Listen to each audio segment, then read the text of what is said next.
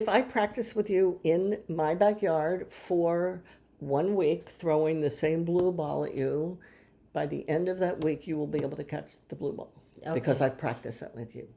Or I can say, she can't catch the blue ball. Is it because of her visual tracking? Is it because of her Ah. balance? Is it because of her eye-hand coordination? Is it because of her motor? Welcome to Play Therapy Community Podcast, providing connection, information, and inspiration to child therapists all around the world. Here's your host, a licensed psychotherapist, a registered play therapist, and my mom, Jackie Flynn.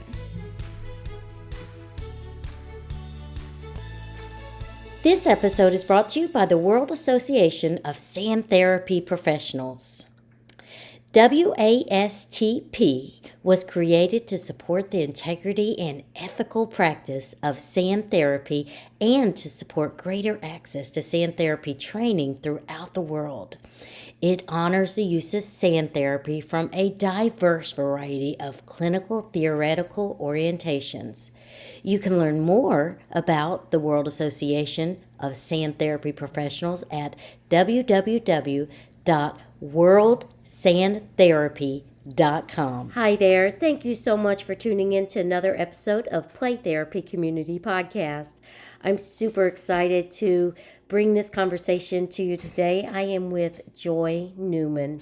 She is a co-author of In Sync Child books with Carol Cranuett. So we'll learn more about her a little bit later, but I have had just the best time. I'm up in Arlington, Virginia, and I actually found out I'm in Maryland. Last night I came to Joy's house, and her husband picked me up from the airport, and we just had a wonderful time. We went out to eat, and just so caring and so kind. And we were talking this morning, and we were talking about something that I really don't know a lot about, primitive reflexes. Super interesting, and Joy has a lot of knowledge. So let me have you, just before we even get started on the conversation, I'm going to have you listen to Joy just describe herself. So Joy, if you could, first of all, thank you so much for being here today. Thank you for being here. Oh, thank you for letting me be here. If you could just kind of tell us who you are and what you do. I'm Joy Newman, and my background is in perceptual motor theory and movement therapy. And with Carol Cranuett, we are now the In Sync Child. She is pretty world-renowned, I think, as an expert in sensory processing. And together we meld our ideas that people who are comfortable in their bodies have more success in almost everything they do. They feel safer, they're able to succeed, they're able to try, and it doesn't always come naturally to be comfortable in one's body for a variety of reasons. And now in this day and age with all the technology, it's even less, I would say, less natural for children to grow up feeling comfortable in their bodies because they just use them less than they used to. Would you agree, Jackie? Yeah. I think there's a lot of, especially during the pandemic, a lot of sedentary pieces too, like where people were kind of stuck in the same spot. And then we start to notice what sometimes is coined as like behavior problems. It's a lot of that kind of undispensed energy. It is, and it even without the pandemic, the more time you spend on a screen, the less time you're moving anything but basically your thumbs, right? Yes. Or your fingers. So children just don't have the opportunity to move. And I was born in the last millennium, but we did have electricity then and things like indoor plumbing, but we didn't have remote controls, and we didn't have a lot of the stuff that we have now. So people my age spent a lot of time outdoors, and they spent a lot of time riding their bikes and rolling down hills and walking places, and that just doesn't happen anymore in most places in this country. Certainly in urban and suburban places it doesn't. So the more technology moves into our world, the more we as parents and caregivers have to pay attention to providing opportunities for children to move. And if they're given the right opportunities, they'll develop on their own. We don't have to teach them how to crawl. We don't teach them how to walk, but we do need to give them the opportunity to learn themselves. Yeah. And so all of the stuff that Carol and I do under the Instinct Child name is about finding fun ways to introduce your children to their own bodies and to get them moving into their bodies, and also to we want to help parents and caregivers understand that it's not rocket science. It's not, even though we call it a method, it's not really something new. We haven't reinvented the wheel. We're kind of retro in that we don't have to work hard to do it. We just have to pay attention, and it gets us moving too, which probably makes us feel better. I know last night your wonderful husband brought us some mint chocolate chip ice cream with With chocolate syrup. Oh, chocolate syrup and walnuts. But you were showing me pictures of your grandchildren. Oh, and in yeah. the pictures, they're beautiful. And they're moving. The one picture of your granddaughter is like laying on the couch, but then she's reading on the floor and Upside down. yeah, Right? they're just moving and they're getting out there and enjoying nature. You even told me about like a preschool that's in nature around here. Yes, we started a preschool we have 3 granddaughters, and we started a preschool, an outdoor preschool for our middle granddaughter when she turned 3, and they're outside every single day, rain, snow. Oh. I don't think sleet or hail, but certainly rain or snow doesn't keep them freezing cold. You just dress for, there is no bad weather as long as you dress for the weather you're in. So in this outdoor preschool, they're doing things to increase proprioception. Do our listeners understand proprioception? I don't No, wanna if you talk could tell us about okay. proprioception. Okay, so proprioception is a sensory, an area of sensory processing that has to do with getting information through your muscles and your joints. So somebody with proprioceptive issues would have trouble knowing how to pick up a heavy glass, for instance. Or sometimes you see kids that push open a door, and rather than keep their arms straight to push it, their arms kind of bend at the elbow. Oh, they don't okay. really get that. A way to check proprioception is to put your palm against someone else's palm and push against it. And if the person you're pushing against it, if you can feel that push, their proprioception is there. Another proprioception thing might be if you hold a boot and say to the child, push your foot in, and he doesn't understand what that means. That's proprioception. Proprioception would be the child that squeezes the kitten practically to death because he doesn't understand how loose. Or it would be the child that gets touched by another child and breaks down because he feels like he was beat up. Or the child that hits too hard and doesn't understand why the person he hit is crying because to him he just touched. So it's a question of being able to gradate your movements because of the information you're getting. Oh, that's so interesting. So just as an aside, the place where developing children spend a lot of time developing proprioception is when they're crawling on their hands and knees. Okay. Because they're getting the information through their hands, all the way up to their elbows, to their shoulders, to their knees, to their ankles, to their hips.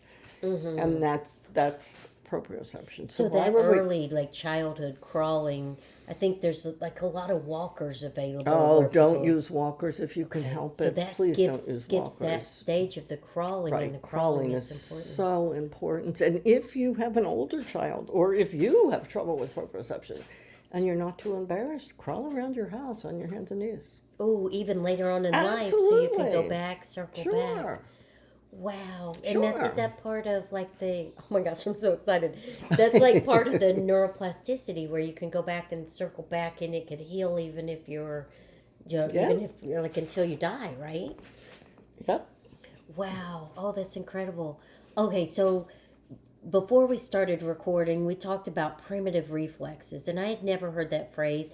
And we did talk about, like, I'm from the mental health field, and you're from occupational therapy, and I'm not an occupational therapist, but from like the moving. So What was the name of your company? You showed me your building yesterday. At the Kids Moving Company. Kids Moving Company. So for many, many, many years, I was blessed to have a company called Kids Moving Company. We had a studio in downtown Bethesda. We had gifted people working with us. We had small movement classes, 10 kids and 2 teachers for 45 minutes. And they would do things like obstacle courses and bounce on a full-size trampoline. Oh, I love that. It was very open. Show me your way to, it was never do it this way. It was only show me your way to move across the room on 2 parts of your body, or show me your way to.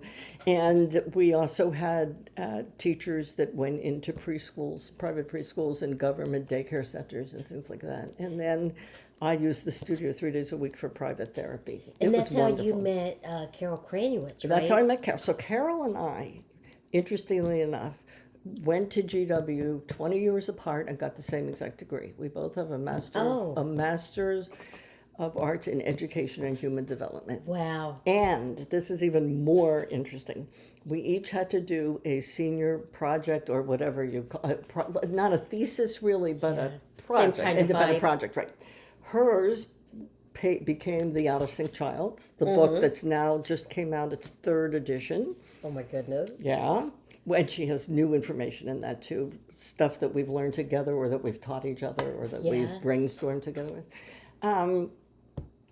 And mine was, I had this fantasy that I would take over an old elementary school, and in the morning I would have movement classes, and in the afternoon I would do therapy, and a kids moving company became that. So Carol and I have been absolutely blessed to love what we do. We love what we do.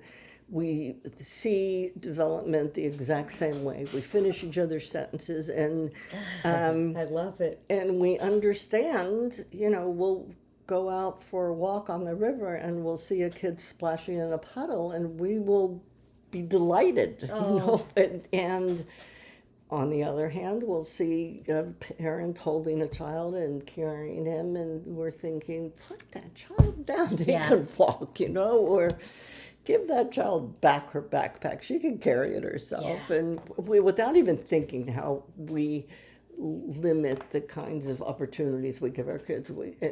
That's not placing blame. It's just, I think, human nature. We just, sometimes what we think we're making things easier for our children now is actually going to make things harder for them in the future. Oh, goodness. That's so good. That's a quotable right there. And I think about, even last night you were talking about how amazing your daughter-in-law is, about how she allows your grandkids to just live and experience life. She does. I have to say that our older son and his perfect wife have given us 3 delicious granddaughters who could not be more different in their personalities and their needs. And when they were first pregnant, I said, you've got to let your kids do it themselves. They've got to learn how to do it themselves. They've got to learn how to roll over by themselves. They've got to learn how to climb in the car seat by themselves. They've got to learn to dress themselves.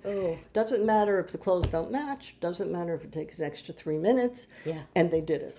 And they let their kids climb into the car seat. And these kids are great kids. Gosh, that's, I think about the cognition that goes with it, is I can do it, I can do hard things, I can I'm do capable. it. Right. And our middle granddaughter, for whom we started this private preschool, she has transformed. She has absolutely transformed. The teacher we found to be the head teacher and the director of the small preschool is just brilliant. And she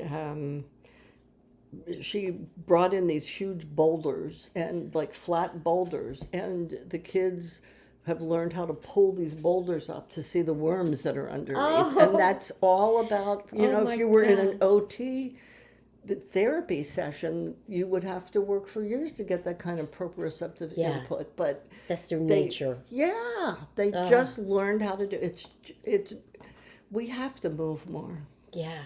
We really have the to movement and the nature. I know I just had the opportunity to write a chapter in Dr. Janet Courtney's book. It's with Jamie Lynn Langley and Lisa Dion, all about nature-based play therapy.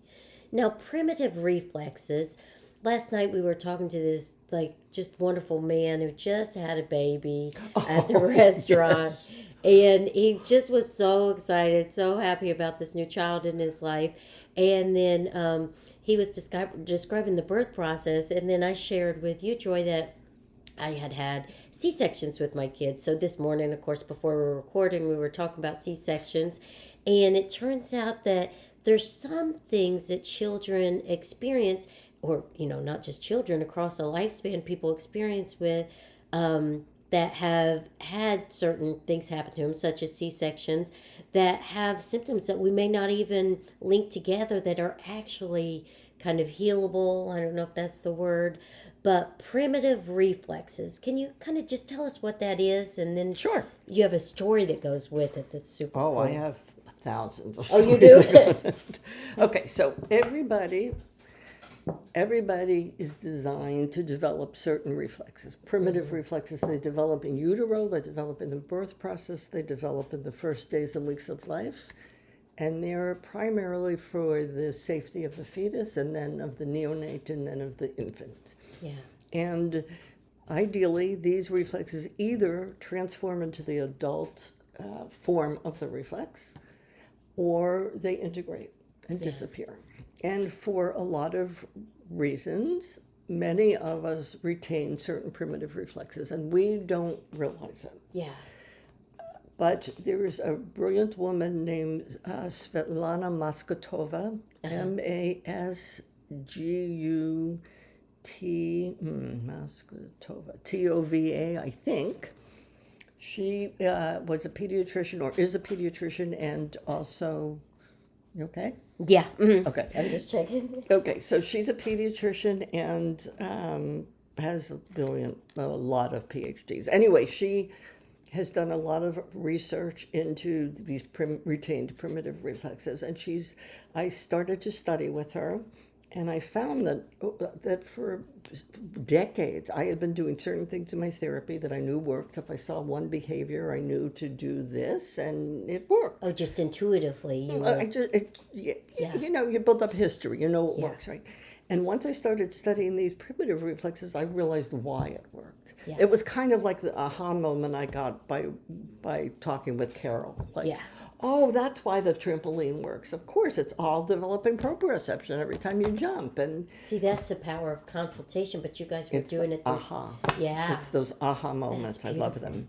And I hope people listening to this will have a few aha moments from it. So primitive reflexes. So Jackie and I were talking about a primitive reflex, a very basic one called the bonding reflex. And that happens in the first 3 minutes of birth.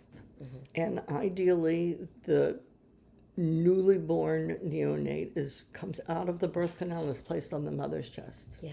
And if this is kind of a little aside, if you place the baby on the mother's tummy, that baby will crawl up to the breast. Oh, even newborn. Yeah, a newborn. It's a reflex. Oh. Okay. So, in the event that either the birth process is not vaginal, yeah, or so if it's a C-section, or if it's a forceps birth, or if it's any kind of traumatic birth. So that's like forceps or the tongs where that kind of pulls the hand. Yeah, I don't even know if they still do that. I'm 70, so 70 years ago they did it. Okay. So they did it on me, but I don't even know. I've seen pictures of it, but that sounds kind of forceful. Yeah, it was trauma. Not that I remember it, but as I learned more about trauma, I realized that was probably a trauma. So something that impedes that natural through the birth canal process. Correct. Well, there's two different things. We'll talk about that birth process, and any time the baby's not put on the mother immediately, so anytime the baby is whisked away, he or she does not have the opportunity to develop the bonding reflex. And without the bonding reflex, you tend to have a lot of anxiety. You tend to not understand where you are in the world. You can't kind of separate yourself from the rest of the world. Yeah. You frequently there are mother-child difficulties in relationships. There's a whole slew of things that can happen from that. Yeah, it makes me think about attachment early on. Yeah. I think it's, I was saying to you earlier, I think there's a lot of a lot of we practitioners do the same stuff and call it Yeah. different things, but it's all based on the same stuff, right? Absolutely, It's yeah. based about feeling safe, Just different language around it. still feeling safe, feeling secure. My And personal connected. feeling is that you come from the mental health, I come from the motor. My feeling is that if you're not comfortable in your body, you can't feel safe. Oh, okay. So that we were talking about polyvagal theory. We need to feel safe three ways: in our body, in our relationship, and in our environment. I think about the primitive reflexes in the environment.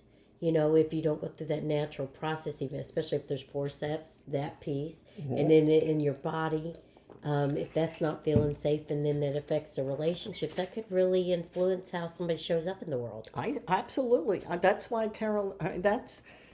That is our main reason for living, Carol, Yeah. is to get these children in Oh. sync. And to us, Your life in meaning. in sync children are children that feel good in their bodies. Yeah. And then we don't claim to be mental health professionals. And if there is an issue that needs a mental health professional, then please Yeah. go there. But we don't believe that. Well, not, you can't say never, but it's extraordinarily rare for someone to feel safe and secure if they're not comfortable in their Yeah. body. And I don't think all therapy is therapy. Therapy is like human life, like that preschool where they're looking for worms underneath the rocks, right. where they're crawling up to their mom's chest and looking for the milk. That's right. Climbing That's up the that mental tree. health piece. That's just so beautiful. Yeah.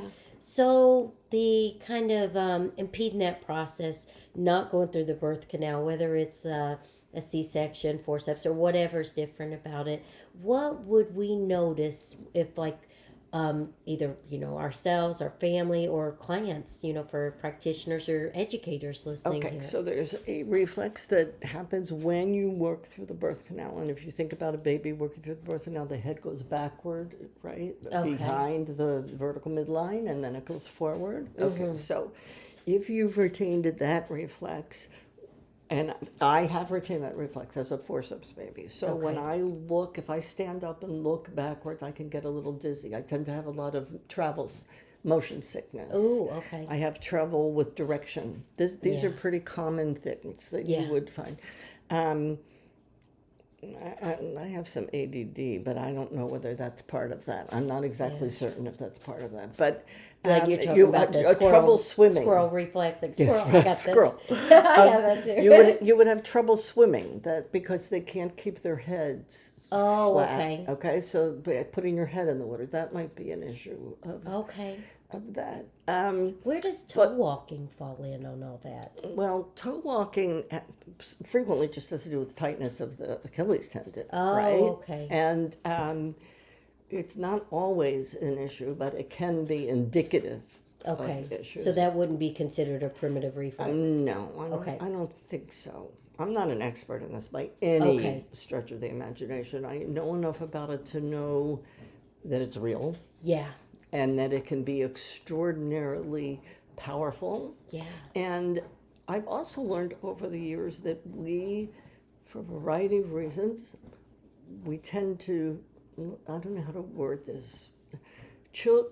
Sometimes diagnoses are not exactly, they're treating the symptom rather than Yes. the problem. The and underlying underlying need. thing. And we believe that, we, being me and Carol, believe that motor development is sequential, sensory Yes. development is sequential, development is sequential. And if we try to take children out of the regular sequence, they develop splinter skills. Do you know what splinters do? It sounds like, I don't know what it is, but it sounds like adaptations. Like Splinter things skills that- are a really important thing in terms of development, motor Yeah. development. Okay, so let's say that you cannot catch a ball.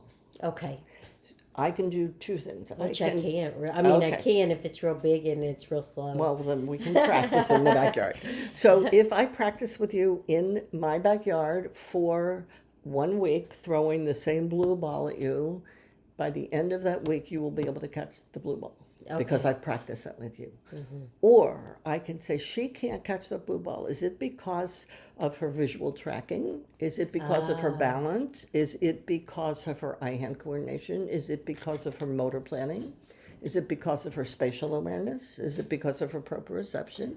And then I never use a ball. I just figure out what underlying skills are needed for the ball. And then I just had an aha moment. and then you will be able to catch a ball because all those other things will be there. Oh my so goodness, one it's of a the splinter. in my therapy, my clinical practice, one of the big splinter skills was handwriting. Okay. So they would teach these 3 and 4-year-olds to write. 3 and 4-year-olds are not ready to write. They're for a variety of reasons. Yeah. They don't have the laterality. They don't have the finger strength. They shouldn't be writing. They Yeah. should be rolling down hills. Yeah.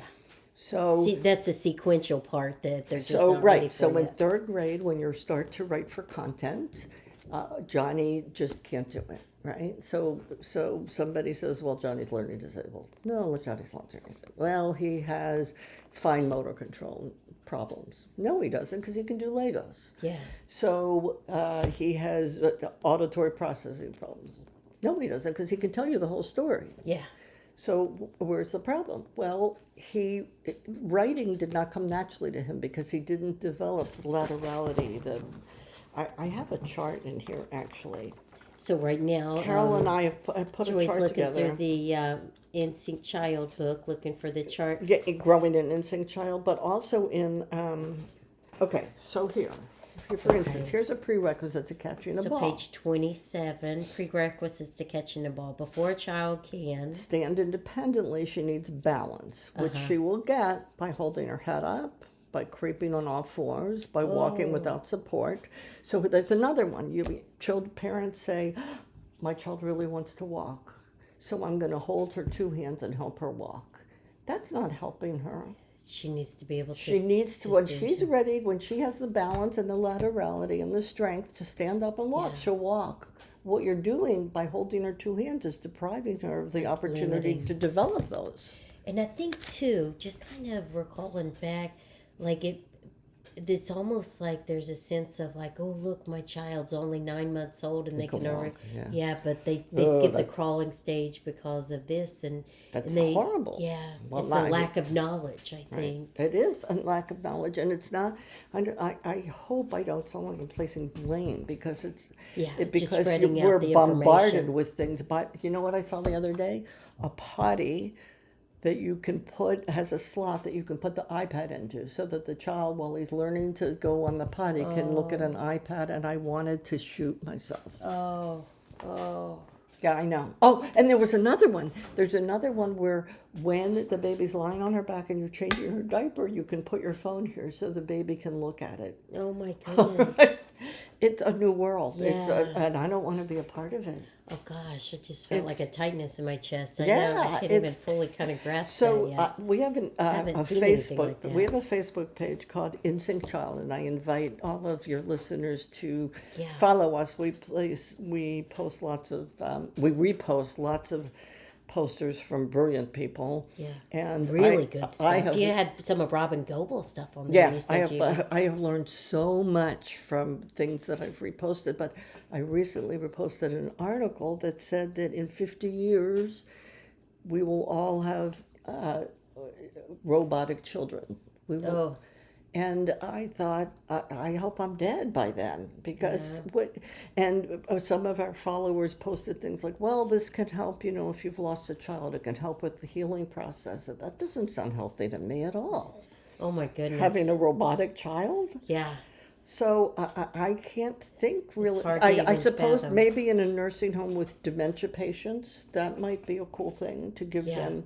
But I can't think of another way to do it. Somebody said it would be a good thing to give them to prospective parents so they can learn what parenting's really like. It's That's a lot to take in. It's a lot to take. But it reminds me of something Carol told me. She said she saw an app that showed a child taking up an orange from one bowl and putting it someplace else. Mm-hmm. And she said, well, that doesn't teach anything.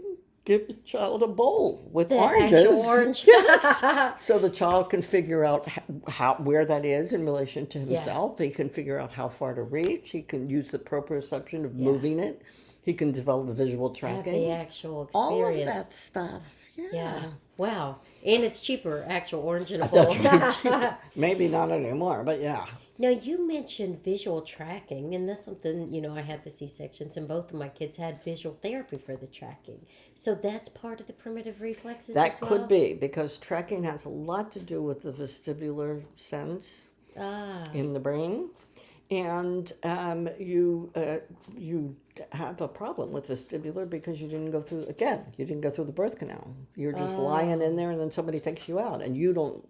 So let me back up a minute. And spatial Whenever awareness. a child works to develop it, he owns it. But if you give it to him, it's not his. So that doctor took your baby out of your stomach and put him somewhere. I don't know, but he didn't do any of the work. So he didn't own any of that stuff. He didn't get the stretching, right? The vestibular, the proprioceptive, the squeezing.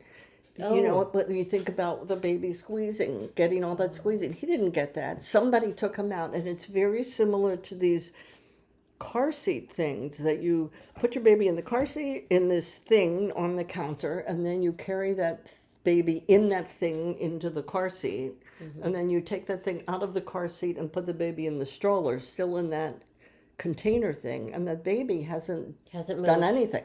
The baby's just physically in a different spot, but exactly. So the baby hasn't learned anything. The baby hasn't learned anything about how far to go. He hasn't developed any kind of near-far visual stuff. He hasn't learned anything about space. He hasn't done anything because you've done it for him. Oh my goodness, Joy. Oh, okay, so. Boy, what's the matter? I just had a aha moment. Oh, good. I love aha moments. There's, in this child-parent relationship therapy training, they have this metaphor story about a butterfly. And a butterfly in the chrysalis, the caterpillar and the chrysalis. And there's this amazing, good-hearted, kind soul that thinks, that poor butterfly is struggling to get out. Let me help him. I'm just going to help him. I'm going to take this story. I don't know why it makes me feel emotional, but he takes little clippers, and just enough little clippers so that the butterfly could just fall out and doesn't have to struggle. But that poor butterfly doesn't get the blood to its wings, and it doesn't fly, and it dies. Struggle.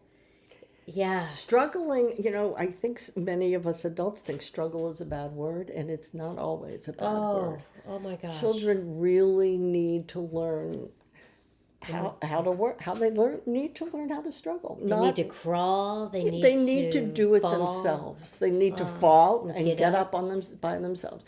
And you'll find if your child falls, certainly in toddlerhood, probably 75% of the falls are not a big deal. They're just lost balance. So I think one of the worst things you can do is say, "Oh, get up, you're all right." Yeah.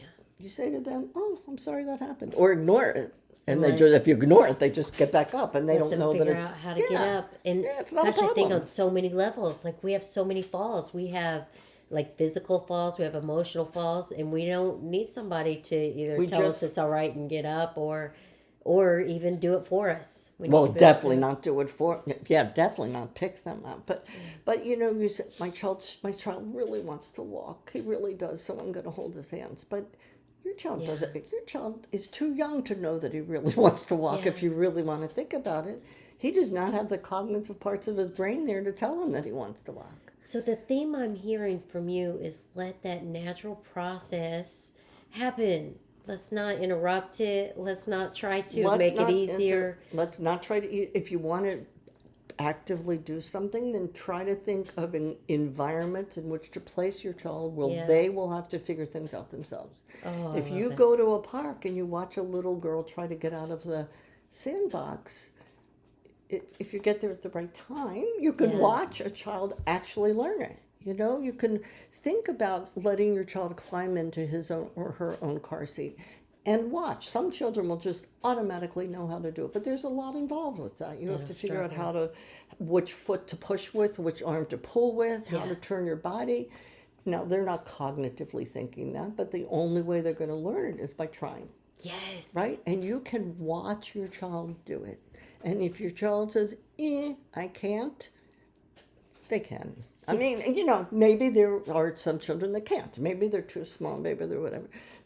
But don't do the whole thing for them, just do a little for them. They have to own it. And that's why Carol and I developed, Yeah. I mean, all of our in-sync literature is all about that. We have a lot of, our book, Growing an In-Sync Child, has a lot of theory, but also some activities.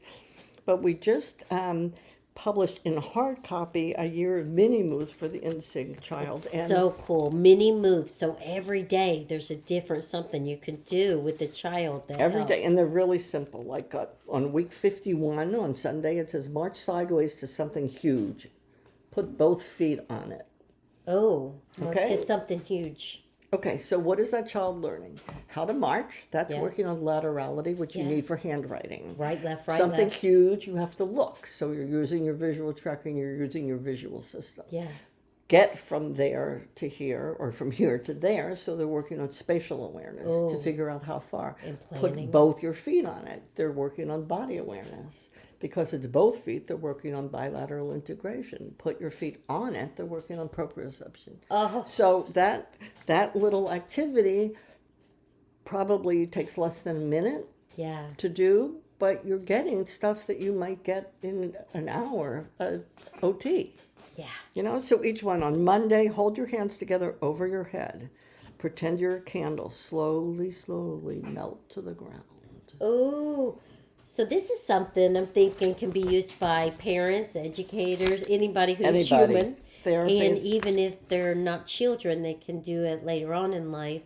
But I think about the practicality, the simplicity, and it doesn't sound like it involves materials that you Doesn't have to... involve any materials. It's fun. You can use this. It's funny, while we started this, Carol had in mind this was for a therapist or a school teacher. I had in mind this was for parents. So it's for everybody. We came, for the kid that has a little bit of trouble getting out of bed, you have this and you say, okay, pick a page. Which one are we going to do now? Choices. Okay, today we're going to do this. Raise your eyebrows. Furrow your brow. Do that 11 times. Oh my God, that's Okay, fun. I mean, there are things that are fun. Oh, and if you do it together, so we think about polyvagal theory, the big thing with polyvagal theory is safety and connection. That raise your eyebrows, furrow your eyebrows. If you do that with the kid, there's this kind of connection. And we're laughing, right? Yeah, Both of us laughing. laughed. It's safe and connected. We think there's a lot of laughter in our whole idea is that getting in sync is fun. It's not work. And I think in our society now, we are taught to set a goal and then work towards it.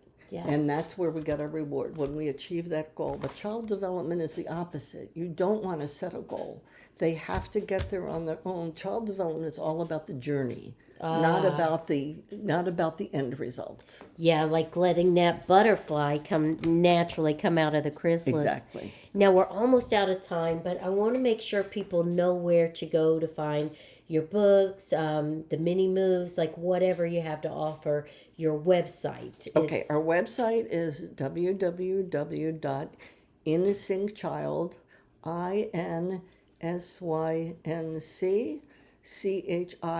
INSYNCCHILD.com. And there's all kinds of information about all of our publications. And our Facebook page is In Sync Child, and I welcome you to follow it. Please let me know if you're not getting the information you want on there. Or from our website, too, you can reach us, you can contact us.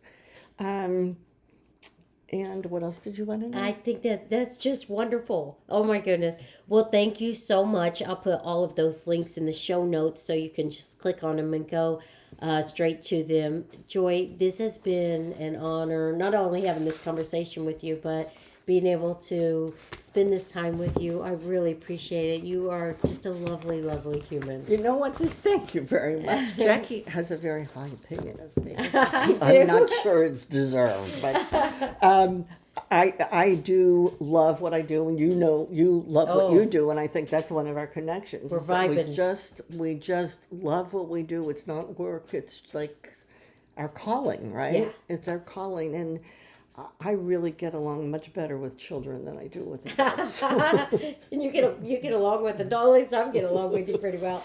All right. Well, you take care. I'll catch you later. Thanks, Jackie. Bye-bye. Bye.